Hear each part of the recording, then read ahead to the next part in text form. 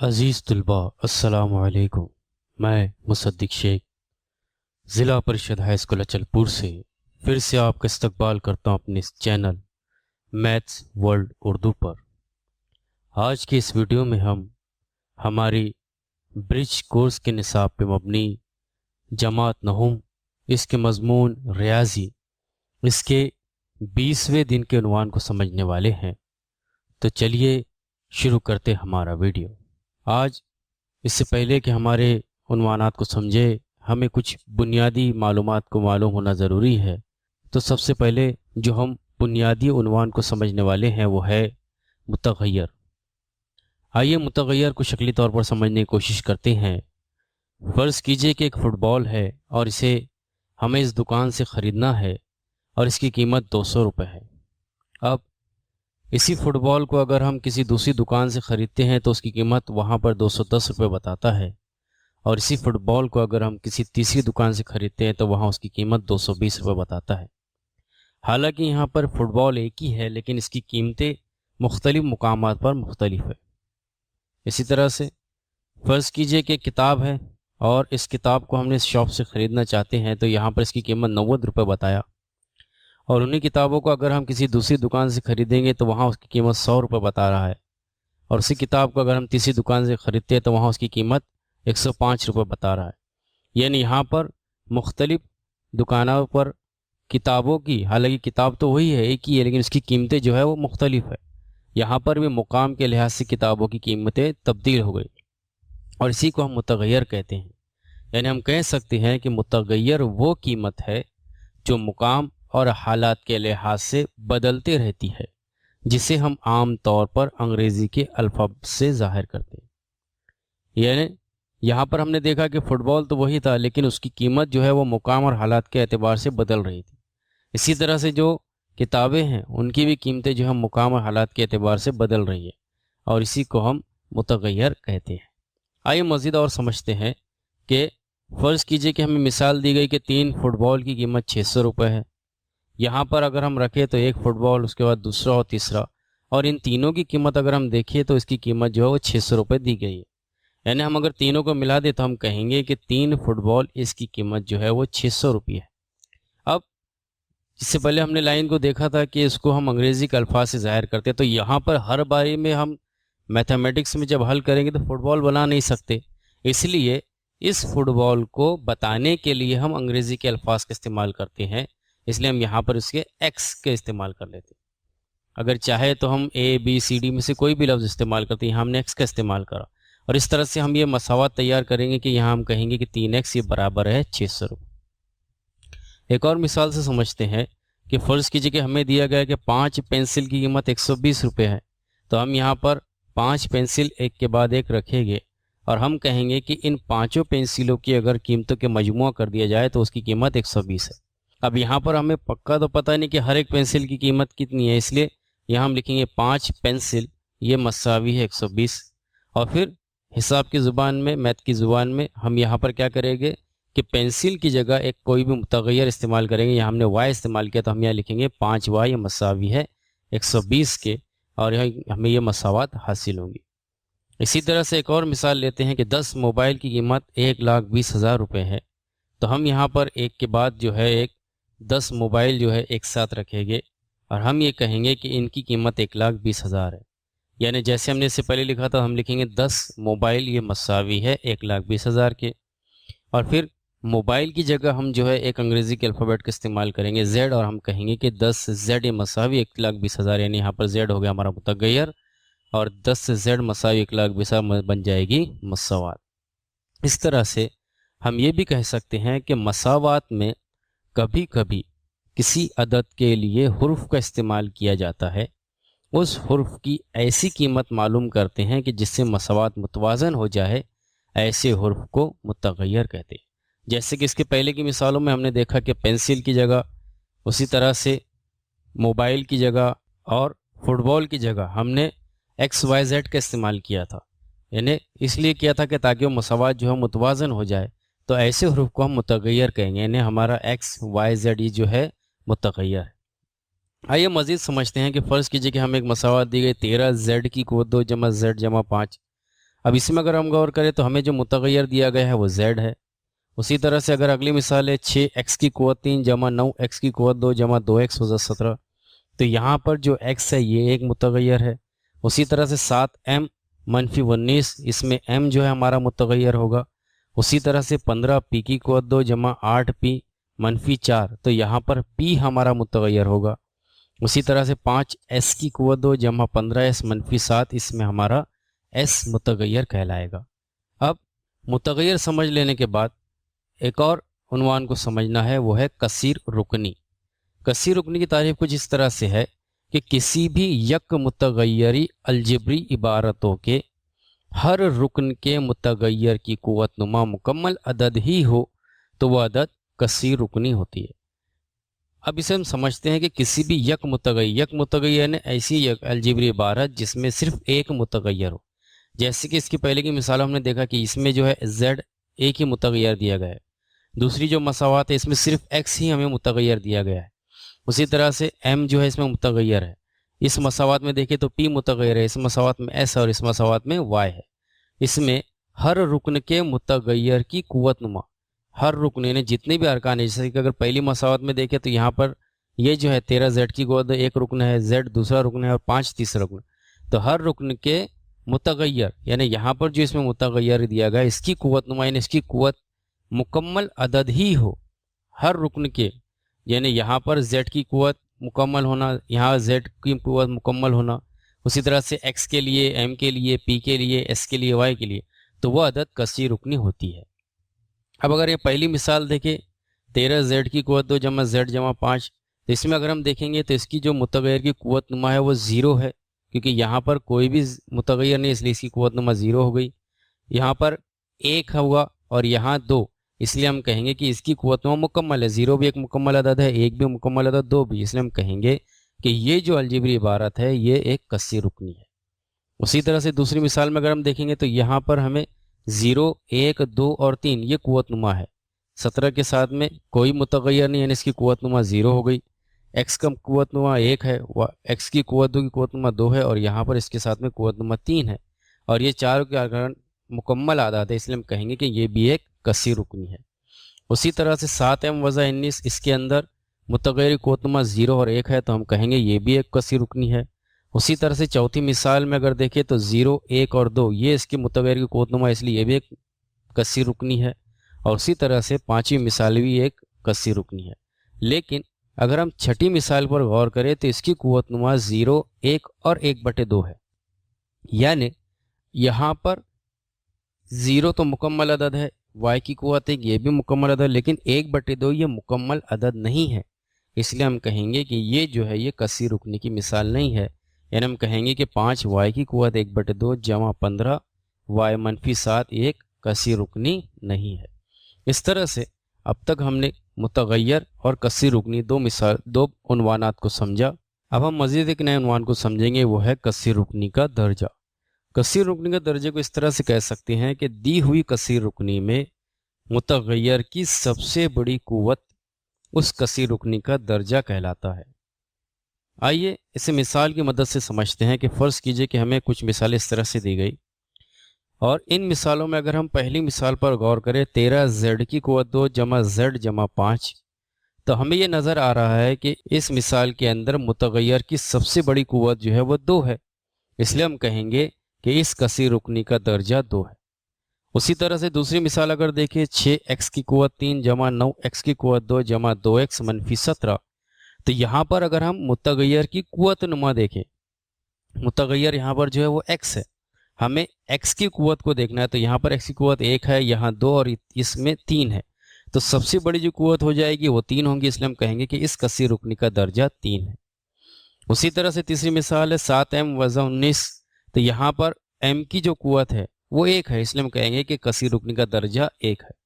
उसी तरह से अगर अगली मिसाल ले 15 पी की कुव्वत 2 जमा 8 पी मनफी 4, तो यहाँ हम गौर करेंगे कि यहाँ पर जो हमारा मुतगय्यर है वो पी है और पी की जो सबसे बड़ी कुव्वत नुमा है वो 2 है, इसलिए हम कहेंगे कि इस कसीर रुकनी का दर्जा 2 है।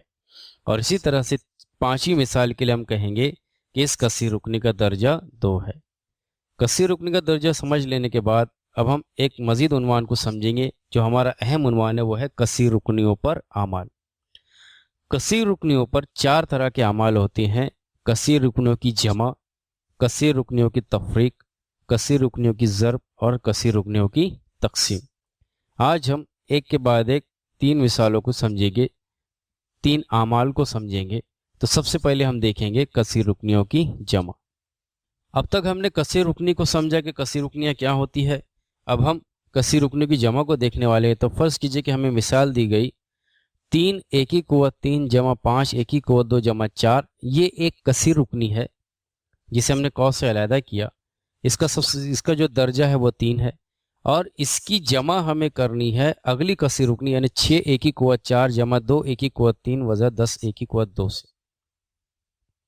अब इन दोनों की जमा जो है हम उसी तरह से करेंगे जिस तरह से हम आम तौर पर आदात की जमा करते हैं। अगर हम यहाँ पर गौर करें तो इस मिसाल में सबसे पहले जो है 3 ए की कुव्वत 3 है, ए की यहाँ पर दर्जा 3 दिया गया। उसके बाद ए की कुव्वत 2 है। उसी तरह से इसमें देखिए तो यहाँ ए की कुव्वत 4 है, यहाँ पर ए की कुव्वत 3 है और यहाँ पर ए की कुव्वत 2 है। यानी हम यहाँ पर अगर देखें तो हमारे आसानी के लिए जिसका दर्जा ज़्यादा है, जैसे कि ये जो मसावात है 6 ए की कुव्वत 4 जमा 2 ए की कुव्वत 3 मनफी 10 ए की कुव्वत 2, इसका दर्जा देखेंगे तो 4 है और ये जो पहली मसावात है इसका दर्जा 3 है। तो हम आसानी के लिए जिसका दर्जा ज़्यादा है उसे पहले उतारेंगे। तो हम सबसे पहले उतारेंगे इस मसावात को, इसलिए हम यहाँ उतारेंगे सबसे पहले 6 ए की कुव्वत 4 जमा 2 ए की कुव्वत 3 मनफी 10 ए की कुव्वत 2 को। अब इसके बाद हमें ये जो मसावात है इस मसावात को उतारना है। इस मसावात को हम इस मसावात के नीचे रखेंगे। तो इसके लिए हम सबसे पहले अगर गौर करें तो यहाँ पर हमारी ये जो मसावात है इसमें इसकी कुव्वत 4 दी गई, लेकिन जो पहली मसावात है उसमें इसकी ए की कुव्वत 3 दी गई है। तो हम यहाँ पर इसे इस ए की कुव्वत 3 के नीचे उतारेंगे। तो हम ये लेंगे 3 ए की कुव्वत 3 को 2 ए की कुव्वत 3 के नीचे। फिर उसके बाद अगर हम गौर करें तो यहाँ पर जमा की अलामत है, इसलिए हम यहाँ उतारेंगे जमा की अलामत। फिर उसके बाद अगला जो आदत है 5 ए की कुव्वत 2, उसे हम इसके 10 ए की कुव्वत 2 के नीचे लिखेंगे और फिर जमा की अलामत इसके आगे लगाएंगे और जो 4 बच गया उस 4 को हम अगले मुकाम पर रखेंगे। अब जिस तरह से हम आम तौर पे आदात की जमा करते वक्त जो है अलामत के साथ में लाइन खींचते हैं, उसी तरह से यहाँ पर भी करेंगे। अब हमें इन दोनों मसावातों की जमा करनी है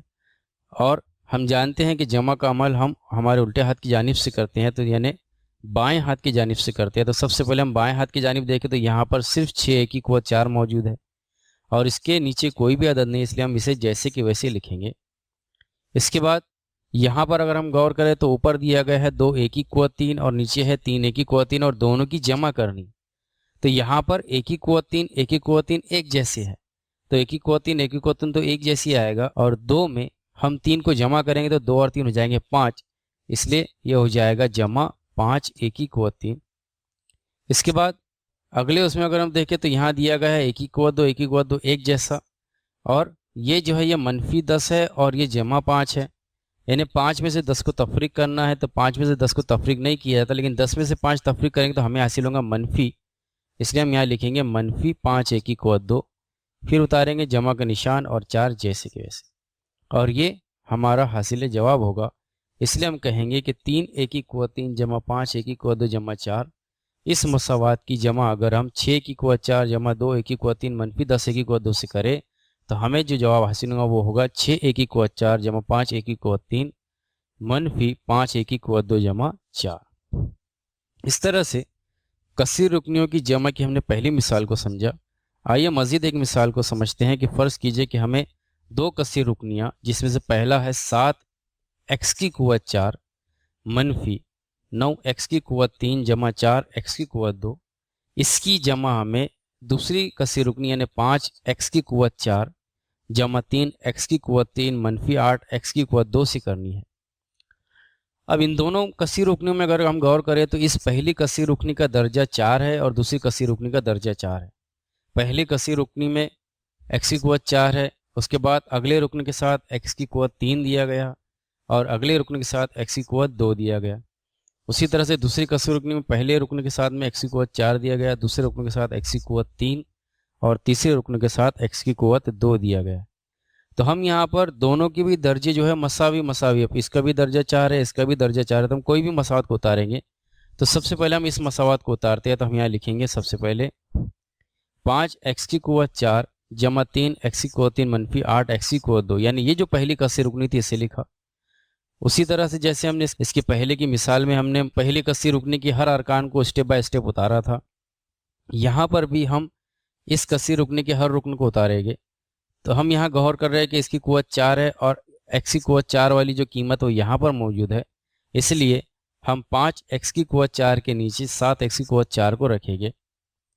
پھر اس کے بعد آگے ہم دیکھ رہے ہیں کہ یہاں منفی کی علامت ہے، تو منفی کی علامت کو ہم علامت یعنی مثبت کی علامت کے نیچے رکھیں گے۔ پھر اگلا جو عدد ہے وہ 9x کی قوت 3 ہے، اسے ہم یہاں پر 3x کی قوت 3 کے نیچے رکھیں گے۔ پھر جمع کی علامت کو منفی علامت کے نیچے رکھیں گے اور 4x کی قوت 2 اسے ہم اتاریں گے اس 8x کی قوت 2 کے نیچے۔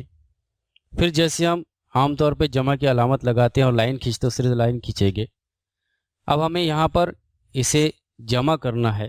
تو سب سے پہلے ہم نے دیکھا کہ یہاں x کی قوت 4 x کی قوت 4 ایک جیسے ہے،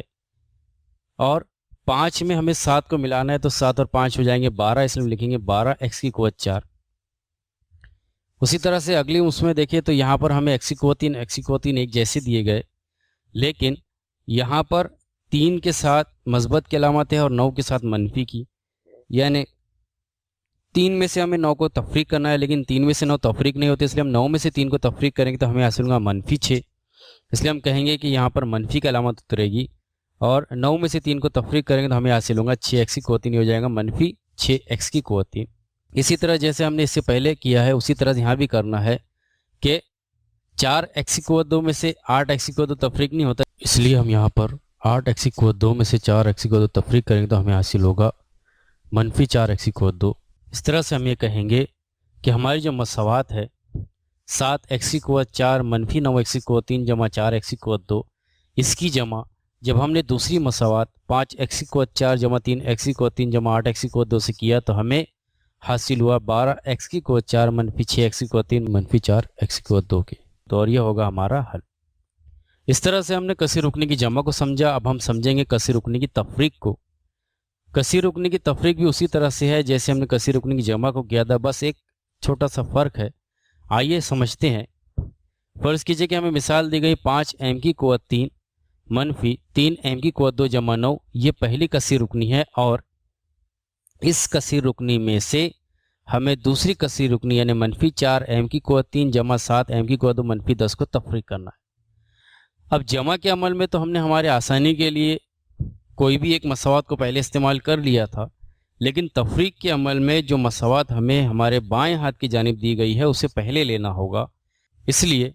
یہاں پر ہم سب سے پہلے اس مساوات کو لیں گے 5m کی قوت 3 منفی 3m کی قوت 2 جمع 9 کو۔ اب اگر اس مساوات پہ غور کریں تو اس میں سب سے پہلے m کی قوت 3 دیا گیا ہے، اس کے بعد m کی قوت 2۔ اسی طرح سے دوسری مساوات میں دیکھیں تو یہاں بھی m کی قوت 3 ہے اور یہاں پر بھی m کی قوت 2 دیا گیا ہے، ان دونوں کے درجے مساوی ہے۔ سب سے پہلے ہم اتاریں گے اس مساوات کو، تو ہم لکھیں گے یہاں پر سب سے پہلے 5m کی قوت 3 منفی 3m کی قوت 2 جمع 9، اور اس کے بعد پھر ہمیں جو اگلی مساوات اتارنی ہے وہ یہ ہے جس میں پہلا جو رکن ہے وہ منفی 4m کی قوت 3، تو سب سے پہلے ہم منفی 4m کی قوت 3 اتاریں گے۔ اس کے بعد اگر ہم غور کریں تو اگلی جو علامت ہے وہ جمع کی ہے، تو ہم اس جمع کی علامت کو منفی کی علامت کے نیچے لکھیں گے۔ پھر اگلا رکن ہے 7m کی قوت 2، تو ہم یہاں پر 7m کی قوت 2 کو اتاریں گے،